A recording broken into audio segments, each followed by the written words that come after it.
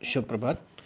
मैं हिंदी का विषय अध्यापक और हम कक्षा 9 के अंतर्गत पद्य में कबीर का अध्ययन कर रहे थे। तो कबीर के द्वारा जो रचित साखी और सबद, इन दो प्रकरणों का हम यहाँ पर अध्ययन कर रहे थे, जिसमें से हम साखियाँ देख चुके हैं। तो आज हम कबीर जी के द्वारा रचित सबद देखते हैं।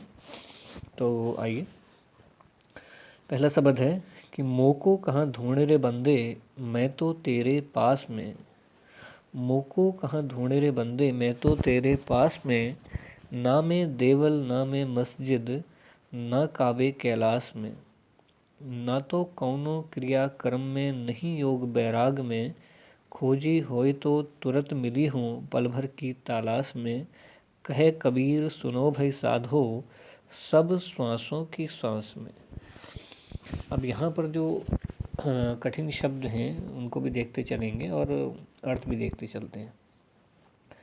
तो कबीर पहले वाक्य में कह रहे हैं कि मोह को कहाँ ढूंढे रे बंदे, यानी कि हे बंदे, यहाँ पर उन्होंने संसार के समस्त व्यक्तियों के लिए कहा है कि हे मनुष्य, तो मुझे, मोह को मतलब मुझे कहाँ ढूंढ रहा है।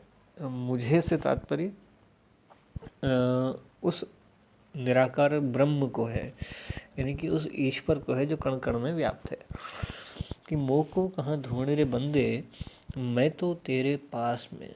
मैं तो तेरे पास में, यानी कि मैं तो तुम्हारे ही पास में हूँ, तुम्हारे ही अंदर हूँ। ठीक, वो कह रहे हैं कि हे मनुष्य, तू मुझे कहाँ मंदिर मस्जिद में ढूंढ रहा है, मैं तो तेरे पास में हूँ। ना में देवल ना में मस्जिद, देवल मतलब मंदिरों की बात की जा रही है। ना मैं देवल, ना तो मैं किसी मंदिर में हूँ, ना मैं किसी मस्जिद में निवास करता हूँ, ना काबे कैलाश में। काबा जो है मुसलमानों का तीर्थ स्थल है और कैलाश जो है वो हिंदुओं का तीर्थ स्थल है। तो वो कह रहे हैं ना ही मैं किसी काबा में रहता हूँ और ना ही मैं कैलाश पर्वत पर निवास करता हूँ। ना तो कौनो क्रिया कर्म में, है ना, कर्म में, यानी कि वो कह रहे हैं ना ही मैं किसी क्रिया और कर्म में हूँ। अब क्रिया कर्म से तात्पर्य यहाँ पर है कि धार्मिक कर्म कांडों से, कि मैंने अगर कोई यज्ञ करा दिया, मैंने कोई पूजा करा दी, मैंने क्या कहते हैं मज़ार पे चादरें चढ़ा दी, तो मैं इस प्रकार के आडंबरों से नहीं मिलता हूँ। नहीं योग बैराग में, और ना ही मैं यहाँ पर योग बैराग, योग साधना को, और वैराग बैराग कहा गया वैराग्य को, जहाँ पर व्यक्ति सांसारिक चीज़ों से दूर हो जाता है, एकांतवास करता है, बिल्कुल सांसारिक माया को छोड़ देता है। तो वो कह रहे हैं ना ही मैं सब कुछ छोड़ छाड़ कर, ज़रूरी नहीं है कि मैं योग साधना करने वाले को ही प्राप्त हो जाऊँ, और ऐसा भी नहीं है कि जिसने सांसारिक मोह माया का त्याग कर दिया हो, वैराग्य ले लिया हो, उसको मैं मिल जाता हूँ। खोजी होए तो तुरंत मिली हूँ, और यदि वास्तविक रूप में कोई मुझे ढूंढने वाला होगा, खोजी होए तो तुरंत, तुरंत मतलब क्या होता है, तुरंत, मिली हो मतलब मिल जाऊंगा। अगर कोई वास्तविक रूप में सच्चा हृदय से और सच्ची इच्छा शक्ति से मुझे ढूंढ रहा होगा, तो मैं उसे पल भर की तलाश में तुरंत मिल जाऊंगा। पल भर ढूंढने में ही मिल जाऊंगा। क्यों मिल जाऊंगा? क्योंकि तो मैं प्रत्येक व्यक्ति के अंदर निवास करता हूँ, तो मुझे ढूंढने के लिए कहीं बाहर जाने की आवश्यकता नहीं है। कहे कबीर सुनो भाई साधो, तो यहाँ पर फिर कबीर इसीलिए कह रहे हैं, कबीर अपने भक्तों को संबोधित करते कहते हैं कि सुनो भाई संतो, साधो मतलब सुनो भाई संतो, सुनो भाई मनुष्यों, सब श्वासों की सांस में। वह परमात्मा तो सब प्राणियों में विद्यमान है, वो तो प्रत्येक प्राणी की प्रत्येक सांस में विद्यमान है। उसको बाहर किसी मंदिर, किसी मस्जिद, किसी कैलाश, किसी काबे में ढूंढने की आवश्यकता नहीं है। तो पूरे के पूरे इस शब्द में जो है कबीर यह कहने का प्रयास कर रहे हैं। आइए अब देखते हैं दूसरा।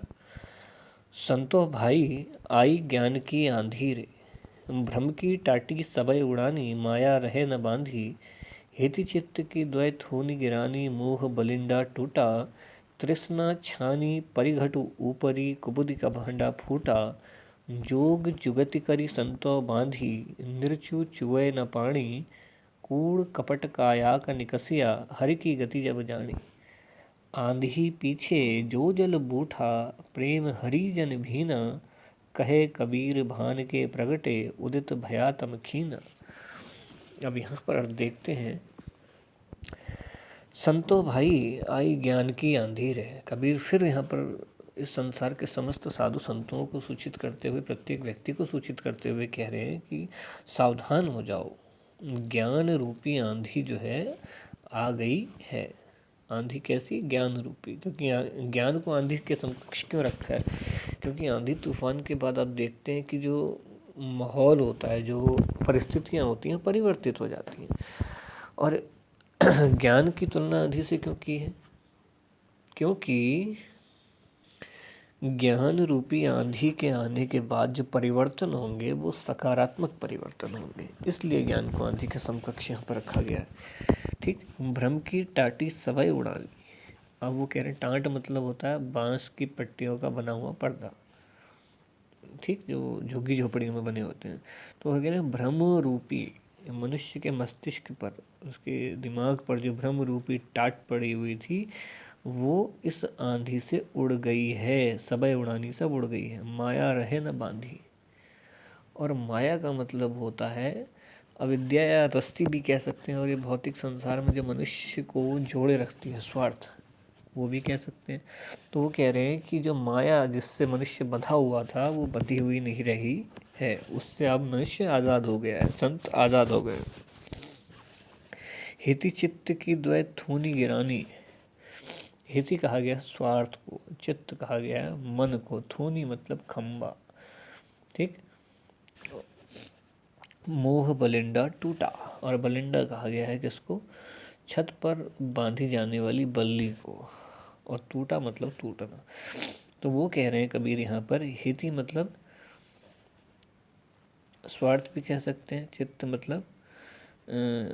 मतलब हो गया आपका मन, यानी कि, और हिति का अर्थ यहाँ पर बुद्धि से भी लिया जा सकता है, ठीक है ना। तो वो कह रहे हैं कि इन व्यक्ति के निजी स्वार्थों पर आधारित जो है उसके मन और उसके स्वार्थों के बीच में एक जो बल्ली टाइप की, हम कह सकते हैं कि हिति चित्त की द्वैत थूनी गिरानी, इन दोनों को जोड़ने वाली, द्वै का मतलब दोनों, थूनी का मतलब वो डंडा जिससे दोनों को जोड़े हुए रखा था। किस किस को जोड़े हुए रखा था? मस्तिष्क को और मस्तिष्क से उपजने वाली स्वार्थ नीतियों को।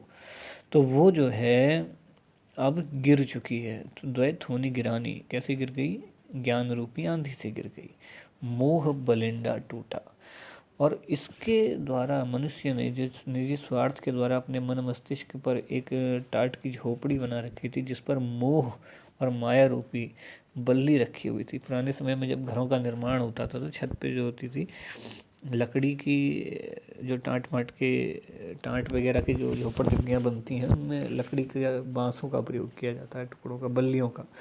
तो उसको यहाँ पे बलिंडा कहा गया है। कहना है कि वो भी टूट चुका है, मोह रूपी बलिंडा। तृष्णा छानी परी घट ऊपरी। अब तृष्णा का मतलब है यहाँ तृष्णा, प्यास या चाह, छानी मतलब छप्पर, ठीक। तो वो कह रहे हैं कि तृष्णा रूपी छप्पर धरती पर आ गिरा है, यानी कि व्यक्ति के अंदर जो ईर्ष्या थी, जो मोह थी, माया थी, वो सब टूट टाट कर जो है ज़मीन पर आ गिरा है। परिघट ऊपरी मतलब ज़मीन पर आ गया। कुबुद्धि का भांडा फूटा। कुबुद्धि मतलब कुबुद्धि का भांडा मतलब जो होता है उसकी जो, भांडा मतलब बर्तन कह सकते हैं, ठीक। भांडा यहाँ बर्तन के लिए है। कुबुद्धि का भांडा यानी कुबुद्धि रूपी बर्तन जो है टूट फूट गए हैं। जोग जुगति करी संतो बांधे, ठीक। अब जो है यानी कि कुबुद्धि का भेद खुल गया, ये भी कह सकते हैं। अब संतों ने योग साधना की युक्तियों से नए नए छप्पर का निर्माण किया है। उन्होंने, साधु संतों ने जो है नए छप्पर का निर्माण कर लिया। जोग जुगति कर, जोग मतलब योग से, जुगति मतलब कोई ट्रिक लगा के, कोई योजना बना के, कोई तरकीब लगा के संतों ने जो है फिर से बांध लिया। निर्चू चिवय न पानी। यह निर्माण ऐसा मजबूत है कि उससे पानी की एक बूंद भी नहीं टपक रही। और ये जो झोपड़ी उन्होंने बनाई है, निर्चु चुए न पानी, यानी कि अब इसमें से, निर्चु मतलब थोड़ा भी, चुए मतलब चूना पानी का। वो कह रहे हैं अब इस टाट की झोपड़ी में एक बूंद भी पानी की नहीं छू रही है या टपक रही है। कूड़ कपट काया का निकसिया, कूड़ कपट यानी कूड़ा करकट, काया शरीर, निकसिया निकल गया, यानी कि इस आंधी के द्वारा व्यक्ति के शरीर या उसके अंतर्मन में जो भी कूड़ा करकट था, जो भी हीन विचार थे, वो सारे के सारे निकल कर बाहर चले गए हैं, प्रवाहित हो गए। हरि की गति जब जानी, हरि मतलब जब वास्तविक ईश्वर की जो उसने गति को जाना, यानी कि वास्तविक ईश्वर के स्वरूप को पहचान लिया है।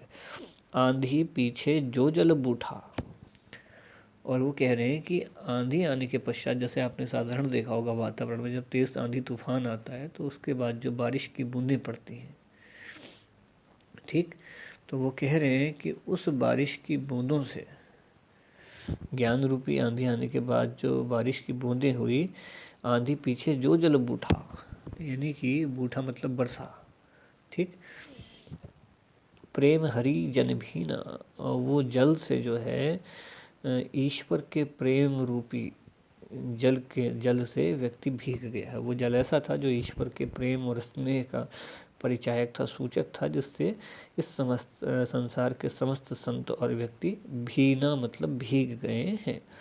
कहे कबीर भान के प्रगटे, भान सूर्य को कहा गया है, ठीक, तो वो कह रहे हैं कि कबीर कहते हैं कि जिस प्रकार काली अंधेरी रात या तूफान के बाद जो है भान यानी कि सूरज के प्रकट होते ही उदित भया तम खीना, उदित होते ही तम मतलब होता है अंधेरा, खीना मतलब नष्ट हो जाता है। जिस प्रकार जो है अंधकार के बाद या इस प्रकार के आंधी तूफान के बाद सूरज के उगने से जो अंधकार है वो नष्ट हो जाता है, उसी प्रकार ज्ञान रूपी आंधी आने के बाद मनुष्य के अंदर के जो मनोविकार हैं, मनुष्य के अंदर की जो ईर्ष्याएँ हैं, लालसाएँ हैं, जो उसकी निजी स्वार्थपरक जो उसकी संवेदनाएँ हैं, वो समस्त नष्ट हो चुकी हैं और उसे वास्तविक ईश्वर की प्राप्ति या दर्शन हो चुके हैं। तो इन शब्द के माध्यम से कबीर जी ये कहना चाह रहे हैं।